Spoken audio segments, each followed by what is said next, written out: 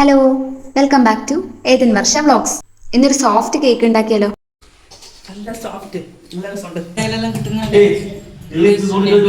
Cake കഴിച്ചപ്പോഴുള്ള review കണ്ടില്ലേ? ഇനി നമുക്ക് കേക്ക് ഉണ്ടാക്കാൻ തുടങ്ങാം. ഒരു കപ്പ് മൈദയിലേക്ക് ഒരു പിഞ്ച് ഉപ്പും 1/2 ടീസ്പൂൺ ബേക്കിംഗ് പൗഡറും ചേർത്ത് 3 പ്രാവശ്യം അരിപ്പയിലിട്ട് അരിച്ചെടുത്താണിത്. കട്ടകളൊന്നും ഇല്ലാതെ നല്ല ഫൈൻ പൊടിയായി കിട്ടാൻ വേണ്ടിയിട്ടാണ് ഇതുപോലെ 3 പ്രാവശ്യം അരിച്ചെടുക്കുന്നത്. ഇനി ഇതിലേക്ക് വേണ്ടത് 1/2 കപ്പ് പഞ്ചസാര, 1/4 കപ്പ് സൺഫ്ലവർ ഓയിൽ, 1/2 കപ്പ് പാല്, 3 മുട്ട. വാനില എസൻസ് ഓപ്ഷണലാണ്, നിങ്ങൾക്ക് വേണമെങ്കിൽ മാത്രം ചേർത്താൽ മതി. മുട്ടയുടെ ഒരു കുത്തുന്ന സ്മെല്ല് മാറണമെങ്കിൽ വാനില എസൻസ് എന്തായാലും ചേർക്കണം. ഞാനിവിടെ മുട്ടയുടെ വെള്ളയും മഞ്ഞയും സെപ്പറേറ്റ് ചെയ്തിട്ടുണ്ട്. കേക്കിന് നല്ല ഹൈറ്റ് കിട്ടുന്നതായിട്ട് തോന്നിയിട്ടുണ്ട് ഇതുപോലെ ചെയ്യുന്ന സമയത്ത്.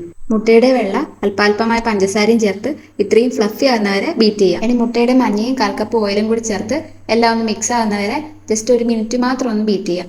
ഇനി ബീറ്റർ മാറ്റി വെച്ച് ഡ്രൈ ഇൻഗ്രീഡിയൻസും പാലും അല്പാൽപമായി ചേർത്ത് കട്ട് ആൻഡ് ഫോൾഡ് മെത്തേഡിൽ നന്നായി മിക്സ് ചെയ്ത് ഓയിൽ ബ്രഷ് ചെയ്ത് വെച്ചിരിക്കുന്ന കേക്ക് ടിന്നിലേക്ക് മാറ്റാം. ഞാനിവിടെ 7 ഇഞ്ചിന്റെ കേക്ക് ടിന്നാണ് എടുത്തിരിക്കുന്നത്.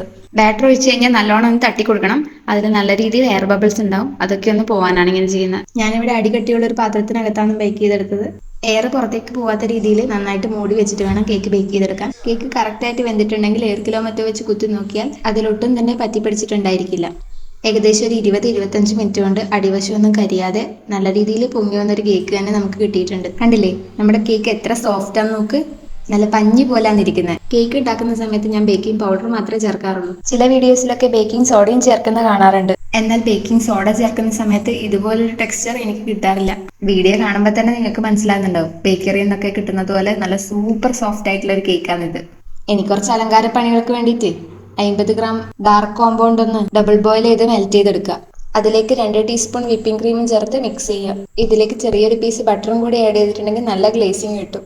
എന്റെ കയ്യിൽ ബട്ടർ ഇല്ലാത്തതുകൊണ്ട് ഞാനിപ്പോൾ ചേർക്കുന്നില്ല. വിപ്പിംഗ് ക്രീം ബീറ്റ് ചെയ്യുന്ന സമയത്ത് നല്ല ഫ്ലഫി ആയി കിട്ടാൻ വേണ്ടിയിട്ട് ഇതുപോലെ ഐസ് വാട്ടറിന്റെ വെള്ളത്തിൽ താഴ്ത്തി വെച്ചിട്ട് ബീറ്റ് ചെയ്യാം.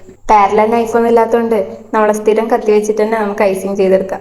3 ലെയറായി കട്ട് ചെയ്ത് ഓരോ ലെയറിലും ഷുഗർ സിറപ്പ് ഒഴിച്ച് നട്ട്സും ചോക്കോ ചിപ്പും ആവശ്യാനുസരണം ഇട്ട് ഐസിങ് ചെയ്തെടുക്കാം. അതുപോലെ ക്രീമിനൊരു വെറൈറ്റി ടേസ്റ്റ് കിട്ടാൻ വേണ്ടിയിട്ട് മിൽക്ക് മെയ്ഡോ ബൂസ്റ്റ് പൊടിയോ ചേർക്കാവുന്നതാണ്. ഞാനിതിൽ ബൂസ്റ്റ് പൊടിയോ ചേർത്തത്.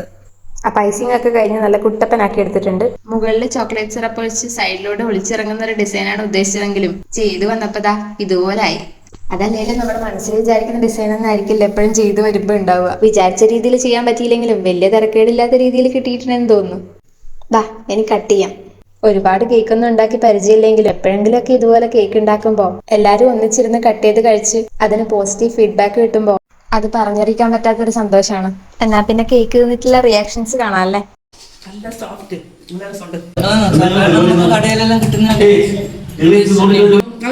ഉണ്ട്. മധുരം കുറച്ചുകൂടി മധുരാവാം അല്ലേ? കുറച്ചുകൂടി മധുരാവാം. ഓക്കെ, ബാക്കിയെല്ലാം അടിപൊളി സൂപ്പർ. അപ്പൊ അത്രയേ ഉള്ളൂ. പുതിയൊരു വീഡിയോ കാണാം. ബൈ.